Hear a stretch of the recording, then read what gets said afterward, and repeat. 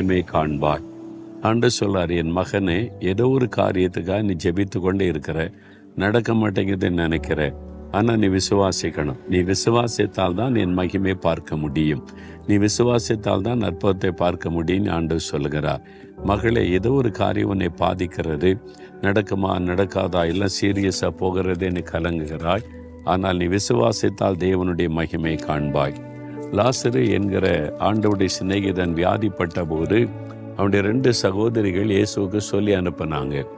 இயேசு வருவதற்கு தாமதித்து விட்டார். அவன் மரித்து அடக்கம் பண்ணப்பட்டு 4 நாள் கழித்து இயேசு பெத்தானியா கிராமத்துக்கு வந்தார். இந்த ஒலிவ மலையின் அடுத்த பகுதியில் தான் இந்த பெத்தானியா இந்த கிராமமும் இருக்கிறது.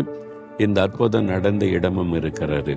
இயேசு வந்தபோது மார்த்தாள் மரியாள் கண்ணீர் விட்டு அழுகிறாங்க. மார்த்தாள் ஒரு காரியத்தை, நீர் இங்கே இருந்திருந்தால் என் சகோதரன் மரித்திருக்க மாட்டான், எல்லாம் முடிந்து விட்டதை பிந்தி வந்திருக்கிறீரே என்று சொல்லும்போது, அப்போதான் இயேசு சொல்ல, நீ விசுவாசித்தால் தேவனுடைய மகிமையை காண்பாய்.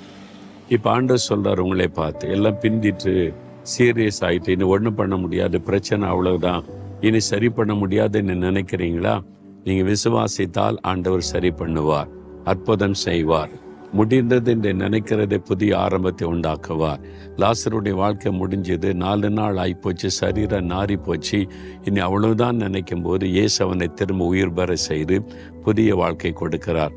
உங்கள் வாழ்க்கையில் இந்த அற்புதம் நடக்க போகிறது, விசுவாசிங்க.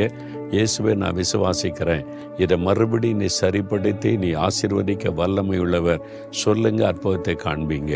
அப்படியே சொல்லுங்க, இயேசுவே நான் விசுவாசிக்கிறேன், நான் விசுவாசிக்கிறேன், நீர் அற்புதம் செய்ய வல்லவர், இந்த நிலைமையில மாற்றத்தை உண்டாக்க வல்லவர், இந்த காரியத்தை சரிப்படுத்தமாலே முடியும், விசுவாசிக்கிறேன். இயேசுவின் நாமத்தில் ஆமென்.